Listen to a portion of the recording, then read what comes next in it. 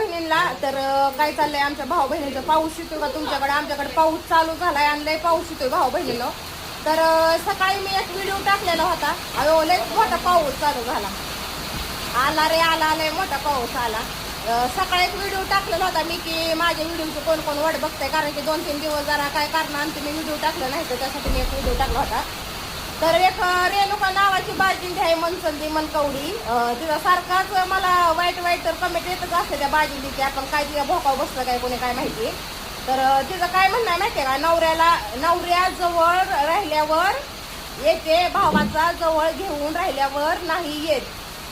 म्हणजे काय फिटबिटी येते का असं काय तिला म्हणायचं काय माहिती बाजिंदीला. नवरा ऑप्शन म्हणून तिला ठेवलाय असं तिचं म्हणणं आहे. तर बाई आता इथं माणसं पण माझ्या साईडला बसलेली आहे की तू ऑप्शन म्हणून वापरते काय तुझा नवरा फक्त नाईटसाठी?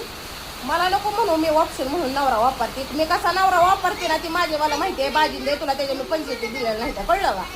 त्यामुळं आहे ना तोंड सांभाळून मला कमेंट करत जा. आणि अजून तर कमेंट करशील ना तर माझा रिप्लाय तुला असाच खणखणीत येईल. तू म्हणत असशील की मी काय बोलणार नाही म्हणून. मी एकतर बोलत नाही तर बोलत नाही. एकदा जर माझी सटकली ना तर मी काय तुला बोलल्याशिवाय राहत नाही. ह्याच्यापेक्षा हाय पैसे येते मला.